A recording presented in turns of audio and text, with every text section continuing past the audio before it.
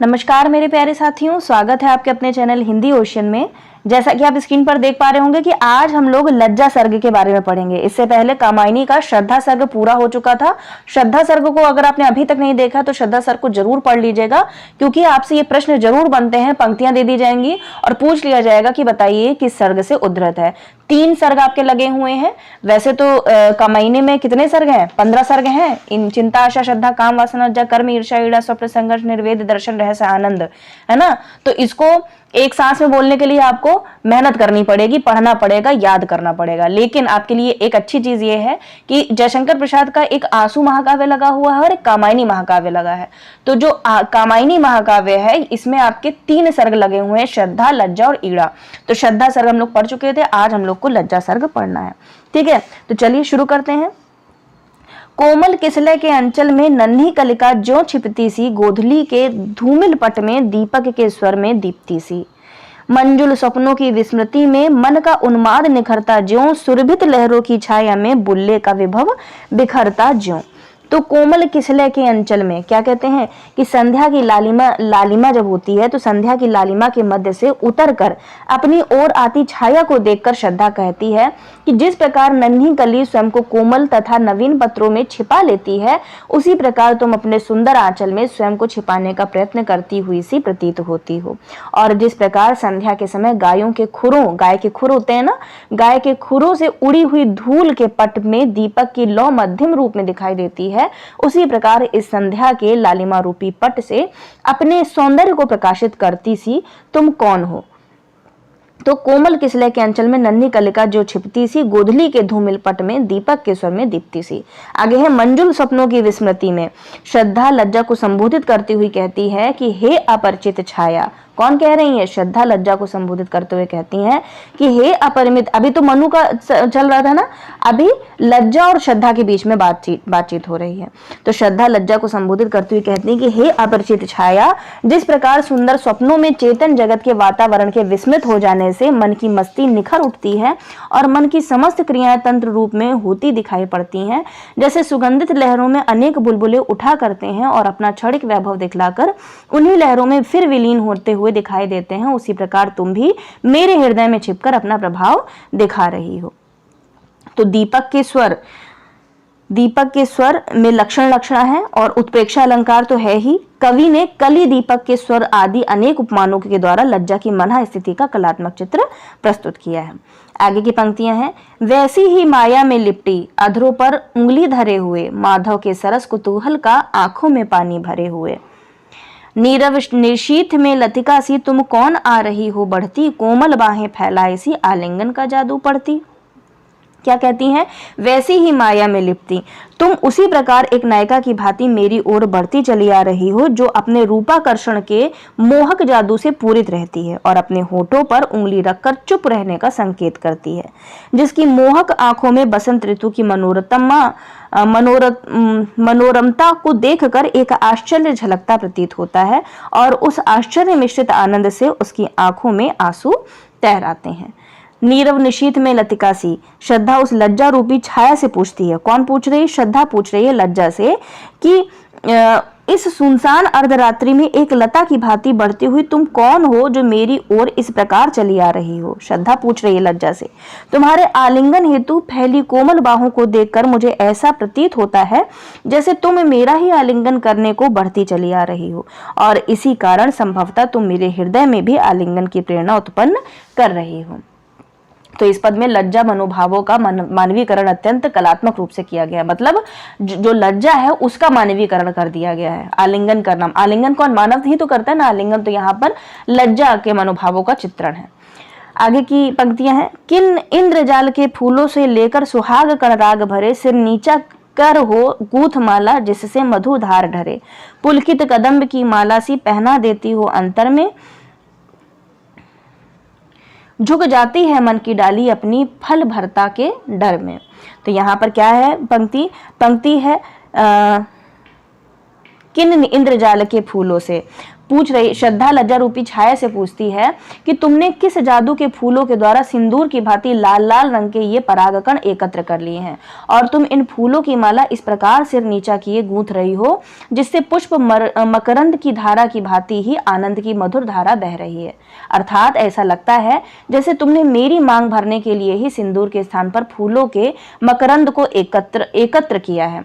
क्या कहती है कि पुलकित कदम्ब की माला सी पहना देती हो अंतर में।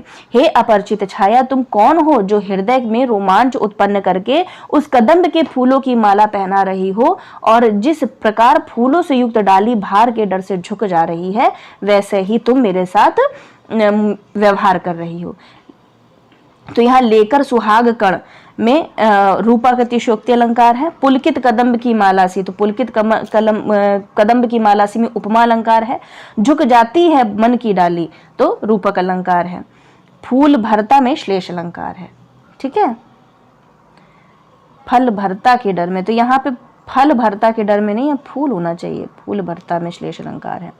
आगे है वरदान सदृश हो डाल रही नीली किरणों से बुना हुआ यह अंचल कितना हल्का सा कितना सौरभ से सना हुआ। सब अंग मोम से बनते हैं कोमलता से मैं बल खाती हूँ। मैं सिमट रही सी अपने में परिहास गीत सुन पाती हूँ। श्रद्धा कहती हैं कि हे छाया, तुमने प्रसन्न होकर मुझ पर वरदान के समान नीले धागों से बुना हुआ ऐसा वस्त्र मेरे ऊपर डाल दिया है जिसका आंचल अत्यंत हल्का और सुगंध से भरा हुआ है। अर्थात तुमने मुझे यह अंधकार देकर अपने वशीभूत कर लिया है। सब अंग मोम से बनते हैं। क्या कहते हैं कि तुम्हारे सामीप्य सुख की अनुभूति से ही मुझे ऐसा प्रतीत होता है कि जैसे मेरे सभी अंग मोम के समान कोमल बन गए हैं और उससे मेरा शरीर लचकने लगा है। तुम्हारे आगमन से मैं इतनी संकोची हो गई हूँ कि अपने आप में सिमट कर रह गई हूँ और हर पल हास्य गीत ही सुनने लगी हूँ, परिहास गीत सुन पाती हूँ। तो यहाँ पर लज्जा के कारण उत्पन्न कोमलता, संकोच और लचक का बहुत ही अत्यंत मनोहारी चित्रण हुआ है प्रसाद जी के द्वारा और उपमा अलंकार इसमें देखते ही बनती है। स्मित बन जाती है तरल हंसी नयनों में भरकर बांकपना, प्रत्यक्ष देखती हूँ सब जो वह बनता जाता है सपना। मेरे सपनों में कलरव का संसार आंख जब खोल रहा अनुराग समीरों पर तिरता था इतराता सा डोल रहा। तो यहाँ पहले तो मैं खूब खुलकर हंसा करती थी। कौन कह रहा है? श्रद्धा कह रही है लज्जा से। पहले तो मैं खूब खुलकर हंसा करती थी और इस प्रकार खिलखिलाकर हंसने से मुझे तनिक भी संकोच का अनुभव नहीं हुआ करता था, किंतु अब तुम्हारे आगमन के उपरांत, तुम्हारे मतलब लज्जा के आगमन के उपरांत मैं केवल मुस्कुरा कर रह जाती हूँ और लज्जा के कारण खिलखिला भी नहीं पाती। पहले मेरे नेत्र अत्यंत भोले भाले थे, किंतु अब इनमें वक्रता आ गई है और इनकी इच्छा अब कटाक्ष करने की होने लगी है। पहले मैं जो कुछ देखती थी वह वास्तविक हुआ करता था, किंतु अब मैं जिस वास्तविक वस्तु को भी देखती हूँ वह मुझे एक स्वप्न की भांति प्रतीत होती है। अर्थात यह वास्तविक जगत भी अब मुझे अवास्तविक प्रतीत होने लगा है। प्रत्यक्ष देखती हूँ जब सब जो वह बनता जाता है सपना, तो अब अवास्तविक प्रतीत होने लगा है। मेरे सपनों के में कलरव का संसार आंख जब खोल रहा, जिस प्रकार मैं प्रातः होते ही पक्षियों की मधुर ध्वनि से संसार का सारा वातावरण गुंजित हो उठता है, उसी प्रकार मेरी मधुर कल्पनाओं में भी अनेक इच्छाएं एवं अभिलाषाएं जागृत हो उठती हैं और उनकी मधुर मादक ध्वनि मेरे हृदय के प्रेम पर तैरती हुई इठला रही है। अनुराग समीरों पर तिरता था इतराता सा डोल रहा। तो अनुराग समीरों पर तिरता निरंग रूपक अलंकार है। कलरव का संसार आंख जल खोल रहा में विशेषण विपर्य है और कलरव का संसार रूपक अलंकार है। ठीक है, कलरव का संसार बोल दिया है। आगे की पंक्तियां हैं। अभिलाषा अपने यौवन में उठती उस सुख के स्वागत को, जीवन भर के बल वैभव से सत्कृत करती दूरागत को। किरणों का रज्जु समेट लिया जिसका अवलंबन ले चढ़ती, रस के निर्झर में धसकर मैं आनंद शिखर के प्रति बढ़ती। क्या कहती हैं कि अभिलाषा अपने यौवन में उठती उस सुख के स्वागत को। छाया को संबोधित करती हुई श्रद्धा कह रही हैं कि इस दूर से आए हुए मनु को देखकर मेरे जैसे ही मेरे मन की अभिलाषाएं उसके मिलन सुख को प्राप्त करने के लिए अपने जीवन भर के बल वैभव को समेट कर उठी ही थी कि तभी तुमने ना जाने क्यों मुझ में लज्जा भर दी और मेरी अभिलाषाओं की रस्सी को खींच लिया, जिसके सहारे में मैं उस प्रेम रूपी रस के झरने के अंदर से होते हुए आनंद की सर्वोच्च चोटी पर चढ़ पाती। तो यहाँ किरणों का रज्जु समेट लिया जिसका अवलंबन ले चढ़ती, रस के निर्झर में धस कर मैं आनंद शिखर के प्रति बढ़ती। तो प्रेमी जो मनु है और प्रेमिका श्रद्धा, शिखर आनंद, झरना प्रेम, रस्सी अभिलाषा, और उस रस्सी को खींचने वाली कौन है? लज्जा है। समझ में आ रहा है ना कि प्रेमी मनु है, प्रेमिका श्रद्धा है, लेकिन जैसे शिखर आनंद, झरना प्रेम, रस्सी अभिलाषा, और उस रस्सी को खींचने वाली कौन है? लज्जा है। तो वही कह रही है अचानक तुम कहां से आ गई। सांग रूपक अलंकार का यह सर्वोत्कृष्ट उदाहरण देखने को मिलता है। छूने में हिचक, देखने में पलकें आंखों पर झुकती हैं, कलरव परिहास भरी गूंजे अधरों तक सहसा रुकती हैं, संकेत कर रही रोमाली चुपचाप बरसती खड़ी रही, भाषा बन भौहों की काली रेखा सी भ्रम में पड़ी रही। क्या कहती है कि श्रद्धा उस छाया से कह रही है कि पहले तो मैं मनु के साथ स्वच्छंद रूप में रहती थी और उसको छूने में मुझे कुछ अनुभूति नहीं होती थी, किंतु अब तुमने मुझ में न जाने यह कैसा परिवर्तन ला दिया है कि मनु को स्पर्श करने में ही संकोच का अनुभव करती हूँ। इसके साथ ही पहले मैं मनु को जी भर कर देखती रहती थी, किंतु अब जो ही मैं मनु को देखने के लिए आंखें ऊपर उठाती हूँ कि मेरी पलकें मुंद जाती हैं और आंखें स्वयं ही झुक जाती हैं। पहले मैं निसंकोच भाव से कोई भी हास परिहास भरी बात मनु के सामने खिलखिलाते हुए कह देती थी और मुझे तनिक भी लज्जा नहीं आती थी, किंतु अब वे हास परिहास भरी बातें मेरे होठों तक ही आकर रह जाती हूँ और मैं उन बातों को कहने में झिझकने लगती हूँ।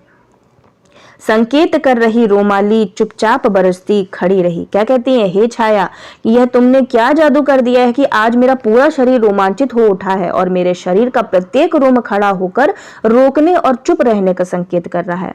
यही कारण है कि हृदय के अनुराग को मेरी काली काली भौहें प्रकट करना चाहती हैं, किंतु तुमने न जाने यह कैसा संकोच मुझ में भर दिया है कि मैं अपने प्रेम भाव को भौहों के कटाक्ष द्वारा भी प्रकट नहीं कर पा रही हूँ। इसीलिए मेरी भौहों की सरल काली रेखाओं के समान मेरे प्रेम की भाषा भी शब्द विहीन होकर केवल काली अस्पष्ट रेखाएं बनकर रह गई हैं और मैं अपने भाव को मनु पर प्रकट नहीं कर पा रही हूँ। आगे है, तुम कौन हृदय की परवशता, इंपॉर्टेंट पंक्ति है, तुम कौन हृदय की परवशता सारी स्वतंत्रता छीन रही, स्वच्छंद सुमन जो खिल रहे जीवन वन से हो बीन रही। संध्या की लाली में हस्ती उसका ही आश्रय लेती सी, छाया प्रतिमा गुनगुना उठी श्रद्धा का उत्तर देती सी। तो यहाँ श्रद्धा छाया से प्रश्न करती कि हे सखी, अब तो मुझे अपनी वास्तविकता बता दो कि तुम कौन हो। कहीं तुम हृदयों को पराधीन करने वाली विवशता तो नहीं हो जो इस प्रकार मेरी सारी स्वतंत्रता को मुझसे छीन ले रही हो, और जिस प्रकार वन में स्वच्छंदता के साथ खिल रहे फूलों को कोई निष्ठुर व्यक्ति बीन बीन कर तोड़ लेता है, उसी प्रकार तुम भी मेरे जीवन में उत्पन्न होने वाली समस्त इच्छाओं को नष्ट कर रही हो। संध्या की लाली में हस्ती कह रही है कि श्रद्धा संध्या की लालिमा में एक छाया को देखकर अब तक प्रश्न पूछती जा रही थी। श्रद्धा संध्या की लालिमा में, जब संध्या होती है तो लालिमा छा जाती है ना, तो वही कह रही है कि श्रद्धा संध्या की लालिमा में एक छाया को देखकर अब तक प्रश्न पूछती जा रही थी। तभी उसे लगा कि संध्या की लालिमा के मध्य एक छाया मूर्ति हंसती हुई और उसका ही आश्रय लेती हुई सी गुनगुनाने लगी, जैसे अब वह श्रद्धा के सभी प्रश्नों का उत्तर देने के लिए तत्पर हो उठी हो और बोलने ही वाली हो। स्वच्छंद सुमन में रूपाकृति शुक्ति अलंकार है, जीवन वन में रूपक अलंकार है। जीवन रूपी वन होता तो उपमा अलंकार हो जाता, जीवन वन रूपक अलंकार। स्वच्छंद सुमन जो खिल रहे जीवन वन से ही बीन रही में परंपरित रूपक अलंकार है और मानवीकरण तो किया ही गया है किसके थ्रू? लज्जा के थ्रू। ठीक है, आगे है, इतना ना चमत्कृत हो बाले, अपने मन का उपकार करो, मैं एक पकड़ हूं जो कहती ठहरो कुछ सोच विचार करो। अंबर चुंबी हिम श्रृंगों से कलरव कोलाहल साथ लिए, विद्युत की प्राणमयी धारा बहती जिसमें उन्माद लिए। श्रद्धा के प्रश्नों को सुनकर लज्जा कहने लगी कि हे भोली भाली युवती, इतना न चमत्कृत हो बाले। क्या कहती है कि हे भोली भाली युवती, तुम मुझे देखकर इतनी आश्चर्यचकित ना हो, मुझसे घबराओ नहीं, वरन तुम ऐसा कार्य करो जिससे तुम्हारा भला हो। मेरा और कोई परिचय नहीं है, मैं तो बस युवतियों के जीवन की एक ऐसी पकड़ हूं जो उन्हें बार बार यह समझाती है कि प्रेम पथ पर बढ़ने से पूर्व कुछ क्षण ठहर कर पहले यह सोच विचार कर लो कि ऐसा तुम्हारे हित में है अथवा नहीं, क्योंकि बाद में यदि पछताना पड़े तो कुछ नहीं हो सकता। कौन कह रही है? लज्जा कह रही है श्रद्धा से, क्योंकि अभी वो दीवानी थी मनु के प्रेम में। यहाँ पर अब लज्जा ने आकर उसकी प्रेम रूपी डोर को खींच लिया है। लज्जा कहती है कि मैं नवयुवतियों के उस सौंदर्याकर्षण की देखभाल करती हूँ। अंबर चुंबी हिमशंगों से कलरव कोलाहल साथ लिए। क्या कहती हैं? लज्जा कहती हैं कि मैं नवयुवतियों के उस सौंदर्याकर्षण की देखभाल करती हूँ जो उनके अंग प्रत्यंगों में बढ़े उन्माद के साथ एक अत्यंत तीव्र धारा के रूप में बहता रहता है, और जो उस पर्वतीय झरने के समान है जो आकाश को चूमने वाली बर्फीली चोटियों से निकलकर अपनी कोलाहलमय कल कल ध्वनि द्वारा बिजली की धारा के समान बड़ी तीव्रता से बहता रहता है, और उन्नत चोटियों से गिरने के कारण जिसमें एक अनोखा प्रवाह और उन्माद दिखाई देता है। तो यहाँ रूपक अलंकार देखने को मिलता है। आगे की पंक्तियां हैं, मंगल कुमकुम की श्री जिसमें निखरी हो उषा की लाली, भोला सुहाग इठलाता हो ऐसी हो जिसमें हरियाली, हो नैनों का कल्याण बना आनंद सुमन सा विकसा हो, वासंती के वन वैभव में जिसका पंचम स्वर पिकसा हो। मैं उन भोली भाली तरुणियों की देखभाल करती हूँ। मंगल कुमकुम की श्री जिसमें निखरी हो उषा की लाली, मैं उन भोली भाली तरुणियों की देखभाल करती हूँ जिसमें मंगल कुमकुम की लालिमा के समान सौंदर्य की कांतिमय आभा ऐसी प्रतीत होती है जैसे उषा की लाली उनके मुखों पर छिटक आई हो और उससे उनके अंग प्रत्यंग निखर उठे हों, जो अत्यंत भोली भाली हो तथा अपने सौभाग्य पर इठला रही हो, और जिनमें यौवनाचित्त प्रसन्नता और इच्छाओं का आनंद परिलक्षित हो रहा हो। फिर क्या कहती है, हो नयनों का कल्याण बना आनंद सुमन का विकसा हो, वासंती के वन वैभव में जिसका पंचम स्वर पिकसा हो। कहती हैं, मैं तरुणी नारियों की सौंदर्य की रक्षा करती हूँ। तरुणी नारी मतलब जो अभी किशोर अवस्था में है, तरुणी, ठीक है।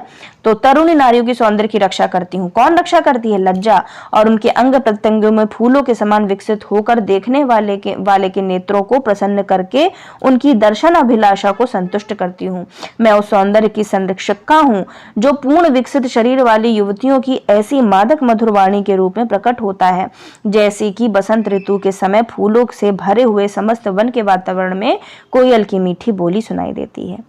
तो यहाँ कवि ने कुमकुम, रोली और उषा की लाली के द्वारा नारी के यौवनाचित्त सौंदर्य का बहुत ही अच्छी तरीके से चित्रात्मक शैली में वर्णन किया है।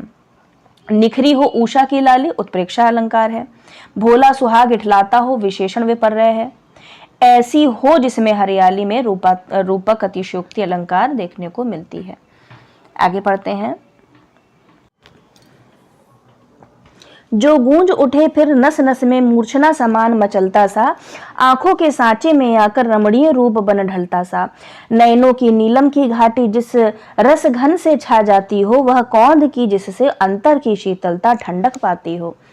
तो यहाँ लज्जा पुनः कहती है कि मैं उन सुंदर तरुणियों की संरक्षिका हूँ जिनका सौंदर्य संगीत की मूर्छना बनकर देखने वालों की नस नस में गूंजने लगता है, अर्थात जिनकी मधुरवाणी संगीत की मूर्छना की भांति सुनने वालों को मोहित कर देती है और जो दर्शकों की आंखों में ऐसा समा जाता है जैसे वह सुंदर युवती सांचे में ढली कोई मूर्ति हो और उसका रूप अत्यंत चित्त आकर्षक का तथा रमणीय हो।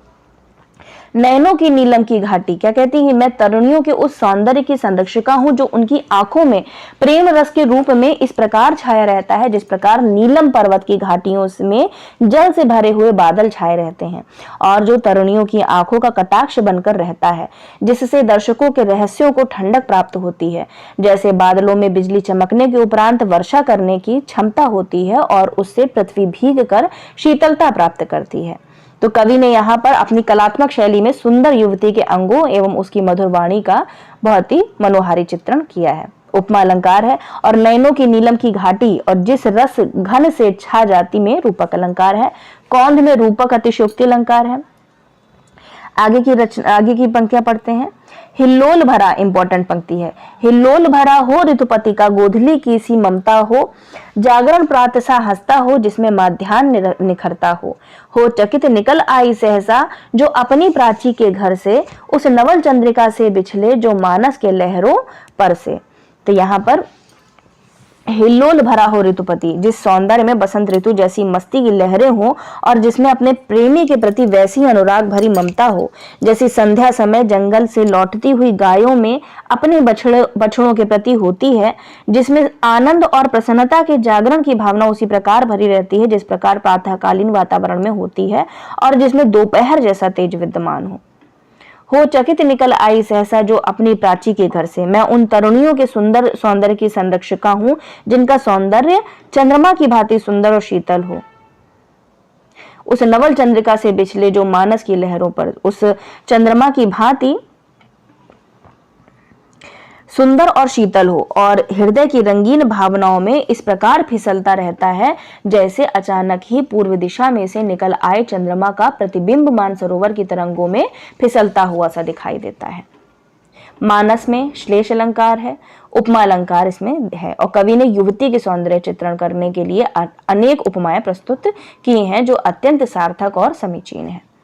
आगे की पंक्तियां हैं। फूलों की कोमल पंखुड़ियां, लज्जा सर्ग से है, इंपॉर्टेंट है। फूलों की कोमल पंखुड़ियां बिखरे जिसके अभिनंदन में मकरंद मिलाती हूँ अपना स्वागत के कुमकुम चंदन में। कोमल किसले मरमर रव से जिसका जय घोष सुनाते हो, जिसमें दुख सुख मिलकर मन के उत्सव आनंद मनाते हो। क्या कहती हैं कि मैं फूलों की कोमल पंखुड़ियां, मैं नवयुवतियों के उस सौंदर्य की रक्षा करती हूँ जिसके स्वागतार्थ फूलों की कोमल पंखुड़ियां उसके चारों ओर बिखर जाती हैं और चरणों को छूने लगती हैं, तथा जिसके स्वागत के लिए फूल अपने पराग रूपी जल से केसर और चंदन का लेप तैयार करते हैं। कोमल किसले मरमर रव से, लज्जा श्रद्धा से कहती हैं कि मैं उस सौंदर्य की रक्षा करने वाली हूँ जिसकी विजय की घोषणा कोमल कोमल नए पत्ते अपनी मरमर ध्वनि से करते हैं तथा जिसमें मन के सभी दुख और सुख मिलकर आनंद करते हुए उत्सव मनाते रहते हैं। आगे की पंक्तियां हैं। उज्ज्वल वरदान चेतना का, इंपॉर्टेंट पंक्ति है, पूछी जा चुकी है पंक्ति पीवाईक्यू के रूप में। उज्जवल वरदान चेतना का सौंदर्य जिसे सब कहते हैं, जिसमें अनंत अभिलाषा के सपने सब जगते रहते हैं। मैं उसी चपल की धात्री हूँ, गौरव महिमा हूँ सिखलाती, ठोकर जो लगने वाली है उसको धीरे से समझाती। उज्जवल वरदान चेतना का सौंदर्य जिसे सब कहते हैं, क्या कहते हैं कि अब जो लज्जा श्रद्धा के सामने सौंदर्य के वास्तविक स्वरूप को प्रकट करते हुए कहती हैं। कौन कह रही हैं?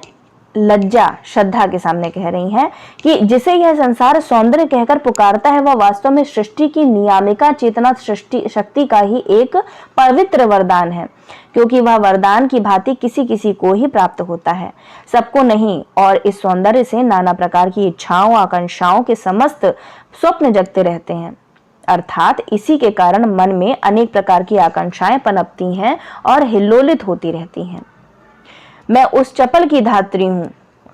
लज्जा कहती है कि हे तरुणी, मैंने अभी तुम्हें जिस सौंदर्य की विशेषताओं से अवगत कराया है, मैं इसी चंचल सौंदर्य की संरक्षिका और उसका पालन पोषण करने वाली हूँ, तथा मैं ही तरुणियों के मन में जागृत होकर उन्हें उनके सौंदर्य के गौरव और उसकी महत्ता का ज्ञान दिलाती हूँ, तथा मैं ही उन्हें उस ठोकर के विषय में भी धीरे से समझा देती हूँ जो उन्हें प्रेम मार्ग पर कभी कभी लग सकती है, ताकि वे प्रेम मार्ग पर बढ़ती हुई कभी धोखा ना खा सकें।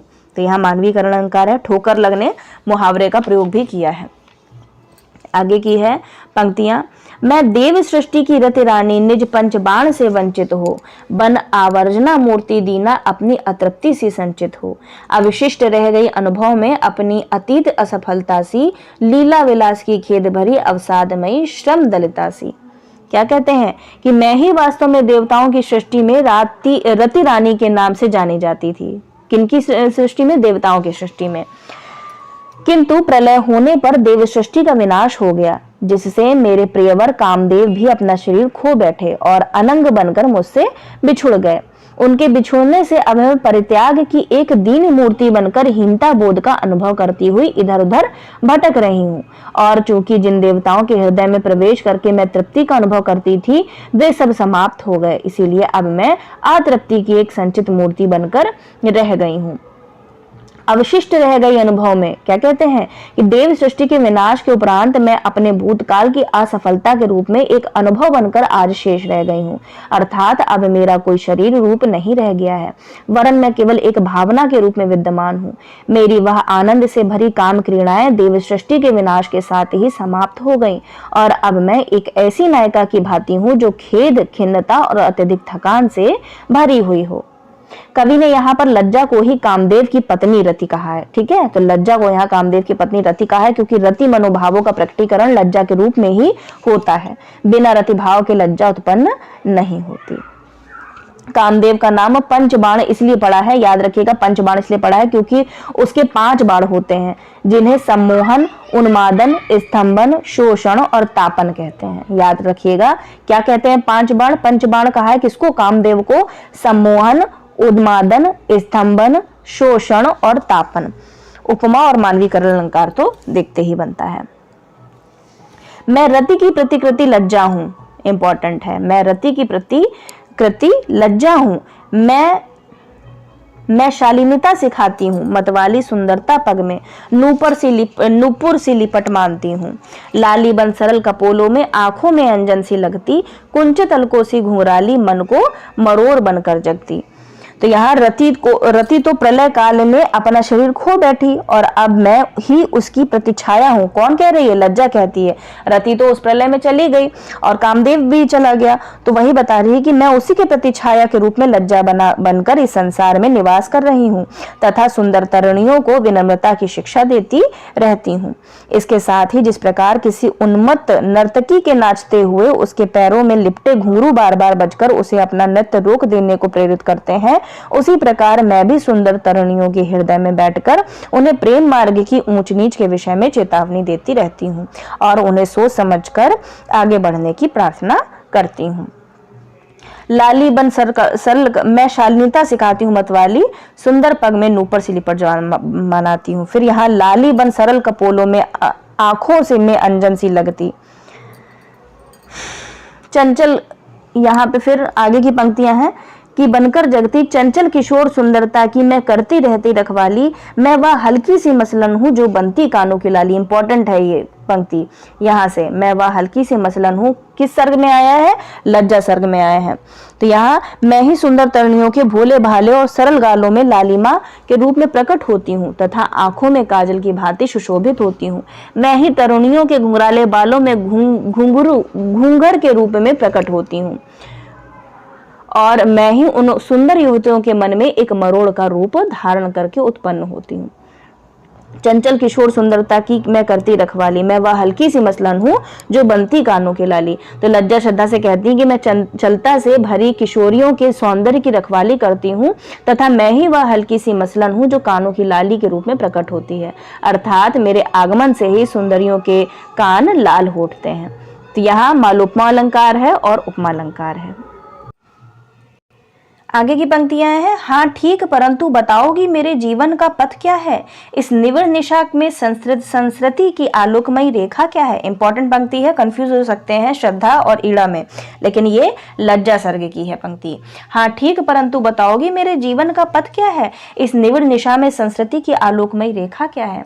यह आज समझ तो पाई हूं, मैं दुर्बलता में नारी हूं, अवयव की सुंदर कोमलता लेकर मैं सबसे हारी हूं।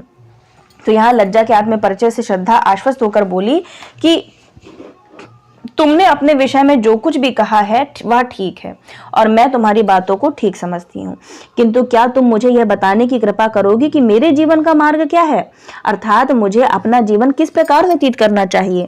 क्या तुम मुझे यह बता सकोगी कि इस जीवन रूपी संसार में व्याप्त अज्ञानता रूपी अंधकारमयी रात्रि में कोई प्रकाश की रेखा भी है अथवा नहीं? आशय यह है कि जिस प्रकार अंधकारमयी रात्रि में मनुष्य अपने मार्ग से भटक जाता है, उसी प्रकार मैं भी अज्ञानता में पड़कर भटक रही हूँ। मुझे यह बता दो कि मुझे क्या करना चाहिए। तो यहाँ मैं देव सृष्टि की यह आज समझ तो पाई हूं, मैं दुर्बलता में नारी हूं। क्या कह रही हैं कि मैं यद्यपि आज इतना तो समझ गई हूं कि मैं एक दुर्बल नारी हूं और मुझ में पुरुष की अपेक्षा कम शक्ति है। मेरे सभी शारीरिक अंग प्रत्यंग कोमल और सुंदर हैं और अपनी इसी सुंदरता और कोमलता के कारण मुझे सदैव पुरुषों से हार माननी पड़ी है।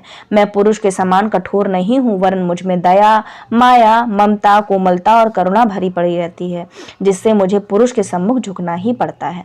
तो यहाँ कवि ने प्रतीकात्मक शैली में श्रद्धा के निवेदन को अभिव्यक्ति दी है और उसके लिए अंधकारमयी रात्रि का रूपक प्रस्तुत किया है। आगे की पंक्तियां हैं, पर मन भी क्यों इतना ढीला अपना ही होता जाता है, घनश्याम खंड सी आंखों में क्यों सहसा जल भर आता है, सर्वस्व समर्पण करने की विश्वास महातरु छाया में चुपचाप पड़ी रहने की क्यों ममता जगती है माया में। क्या कहती हैं कि पर मन भी क्यों इतना ढीला है, मैं यद्यपि यह तो स्वीकारती हूँ कि मैं नारी होने के कारण शारीरिक रूप में अत्यंत सुकुमार और कोमल हूँ, किंतु मेरा मन तो अपेक्षाकृत अधिक सुदृढ़ और शक्तिशाली था। किंतु आज न जाने मुझे क्या हो गया है कि मेरा मन भी अपनी सुदृढ़ता को खोकर ढीला ढाला हो गया है और अपने आप मनु की ओर खींचा चला जा रहा है, और काले बादल के टुकड़ों के समान मेरी ये काली काली आंखें भी न जाने क्यों एकाएक आंसुओं से भर उठी हैं। सर्वस्व समर्पण करने की विश्वास महातरु छाया में चुपचाप पड़ी रहने को क्यों ममता जगती है माया में। तो यहाँ जिस प्रकार गर्मी और धूप का सताया कोई व्यक्ति जब किसी विशाल वृक्ष की छाया में विश्राम करता है तो उसकी यह हार्दिक अभिलाषा होती है कि वह अपना सब कुछ न्यौछावर करके इस छाया में ही विश्राम करता रहे, उसी प्रकार न जाने मेरा मन भी क्यों चाहता है कि मैं मनु के विश्वास रूपी विशाल वृक्ष की छाया में पड़ी रहूं, और मनु की छाया में पड़े रहने की यह ममता मुझे इतनी आकर्षित कर रही है कि मैं भी इस छाया के लिए अपना सर्वस्व समर्पित करने की कामना कर रही हूँ। घनश्याम खंड सी आंखों में उपमा अलंकार है और विश्वास महातरु छाया में रूपक अलंकार है। आगे की पंक्ति है, छाया पथ में तारक द्युति सी झिलमिल करने की मधुलीला, अभिनय करती क्यों इस मन में कोमल निरहिता शमशीला। निसंबल होकर तैरती हूँ इस मानस की गहराई में, चाहती नहीं जागरण कभी सपने की इस सुधराई में। लज्जा से श्रद्धा कहती है कि जिस प्रकार आकाश गंगा के मध्य तारों की ज्योति झिलमिलाती हुई मधुर क्रीड़ा करती रहती है, उसी प्रकार मेरे मन में भी न जाने क्यों बार बार यही इच्छा उभरती है कि मैं भी मनु के साथ कोमलता, निरीहता और थकान से भरी हुई मधुर क्रीड़ा करती रहूं, अर्थात मनु के साथ मिलकर यौवन का सुंदर उपभोग करूं। निसंबल होकर तैरती हूँ। जिस प्रकार कोई व्यक्ति आश्रयहीन होकर किसी सरोवर में डूबता उतरता रहता है, उसी प्रकार आज मैं भी मनरूपी सरोवर की गहराई में आश्रयहीन होकर डूबती उतरती जा रही हूँ, अर्थात मनु के प्रेम में मेरा मन डूब गया है। इस प्रकार इस प्रेम में पड़कर मैं सपनों के सुंदर संसार में ही पड़े रहना चाहती हूँ, और अब मैं विरक्त रूपी जागृतावस्था को प्राप्त करना चाहती हूँ। अश्रुजल में रूपक अलंकार है और सोने से अपने में रूपातिशयोक्ति अलंकार है। आगे की पंक्तियां हैं, नारी जीवन का चित्र यही क्या, विकल रंग भर देती हो, अस्फुट रेखा की सीमा में आकर कला को देती हो। रुकती हूँ और ठहरती हूँ पर सोच विचार न कर सकती, पगली सी कोई अंतर में बैठी जैसी अनुदित भक्ति। तो यहाँ नारी जीवन का चित्र यही क्या पूछ रही है। श्रद्धा लज्जा से पूछती है कि क्या यही नारी जीवन का वास्तविक चित्र है। जिस प्रकार एक चित्रकार चित्र बनाने से पहले कुछ अस्पष्ट रेखाएं खींचता है और फिर उनमें अपनी तुलिका से विविध प्रकार के रंग भरकर उसे एक कलाकृति का रूप देता है, उसी प्रकार तुम भी नारी जीवन को स्पष्ट करने के लिए पहले उसे एक अस्पष्ट रूप प्रदान करती हो और उसमें अनेक प्रकार की व्याकुल कर देने वाली भावनाएं भरकर उसे एक त्रासदीपूर्ण स्वरूप प्रदान करती हो, अर्थात तुम जो नारी चित्र बनाती हो वह दुखद ही होता है। रुकती हूँ और ठहरती हूँ पर सोच विचार न कर सकती हूँ। क्या कहती कि मैं अपनी इस स्थिति पर रुकती हूँ और सोच विचार करती हूँ, किंतु फिर भी न जाने ऐसा क्या है कि मैं चाहते हुए भी कुछ सोच विचार नहीं कर पाती हूँ। मुझे ऐसा लगता है कि मेरे हृदय में कोई पागल स्त्री बैठी हुई है जो रात दिन न जाने क्या क्या व्यर्थ की बकवास करती रहती है। अंतर में बैठी जैसी अनुदित भक्ति, क्या इससे मैं कुछ भी सोच विचार कर नहीं पाती और मैं उस सोचने की अवस्था में अपने आप को नहीं महसूस कर पाती। आगे की पंक्तियां हैं, मैं जब भी तोलने का करती उपचार स्वयं तुल जाती हूँ, भुजलता फंसा कर नर तरु से झूले सी झोंके खाती हूँ। इंपॉर्टेंट पंक्ति है। इस अर्पण में कुछ और नहीं, केवल उत्सर्ग छलकता है, मैं दे दूं और ना फिर कुछ लूं, इतना ही सरल झलकता है। तो यहाँ पर मैं जब भी तोड़ने का करती, क्या यहाँ पे मैं जब भी मनु के हृदय की बात जानने का प्रयत्न करती हूँ, बार बार मुझे ऐसा लगता है जैसे स्वयं मेरे ही हृदय की बात खुली जा रही है, अर्थात मनु के प्रेम और अनुराग का पता लगाने में स्वयं मनु के प्रति मेरा प्रेम स्पष्ट हो जाता है। और जिस प्रकार कोई लता किसी वृक्ष का सहारा पाकर झूलने लगती है, उसी प्रकार मेरा हृदय भी यह सोचता है कि मैं मनु के गले में अपनी भुजाओं को डालकर झूले की भांति झोंके खाऊं, और यह सोचते ही मेरी स्थिति ऐसी हो जाती है जैसे मैं सचमुच झूले में झूल रही हूँ। श्रद्धा लज्जा के सम्मुख अपनी मन स्थिति का प्रकटीकरण करते हुए कहती हैं, इस अर्पण में कुछ और नहीं केवल उत्सर्ग झलकता है। क्या कहती हैं कि मनु को मैं जो आत्मसमर्पण करना चाहती हूँ उसके पीछे मेरा कोई स्वार्थ नहीं है, वरन केवल त्याग की भावना ही उसमें झलक रही है। अर्थात मैं समर्पण के बाद मनु से कुछ पाने की आकांक्षा नहीं करती हूँ, केवल यही चाहती हूँ कि मैं अपना सब कुछ मनु को दे दूं और उनसे कुछ भी ना लूं। बस यही सरल भावना मेरे मन में उभरती है और कुछ भी नहीं। इतना ही सरल झलकता है। आगे की पंक्तियां हैं, क्या कहती हो ठहरो नारी, संकल्प अश्रु जल से अपने तुम दान कर चुकी पहले ही जीवन के सोने से सपने। नारी तुम केवल श्रद्धा हो, विश्वास रजत नग पगतल में, पीयूष स्रोत सी भरा करो जीवन के सुंदर समतल में। बहुत ही इंपॉर्टेंट फेमस लाइन है, ठीक है। किससे है? कामायनी से है, और कामायनी में भी लज्जा सर्ग से है। इंपॉर्टेंट है बहुत ज्यादा। नारी तुम केवल श्रद्धा हो, विश्वास, ये पीवाईक्यू में पूछा जा चुका है। आप प्रश्न देखेंगे ना, ये कामायनी समझ लीजिए, जितनी भी कविताएं हैं सभी कविताओं में सबसे ज्यादा अगर महत्व रखती है कोई कविता तो कामायनी रखती है, क्योंकि इससे बहुत प्रश्न पूछे हैं जा चुके हैं और बहुत सारे प्रश्न बन चुके हैं, और उम्मीद है कि आगे भी प्रश्न बनते रहेंगे। तो क्या है? नारी तुम केवल श्रद्धा हो, क्या कहती हो ठहरो नारी। तो श्रद्धा की आत्मसमर्पण की बात सुनकर लज्जा उसे रोकती हुई कहती है कि अरे भोली नारी रुको, यह तुम क्या कह रही हो? अब भी क्या मनु के सम्मुख आत्मसमर्पण करने की बात उठती है?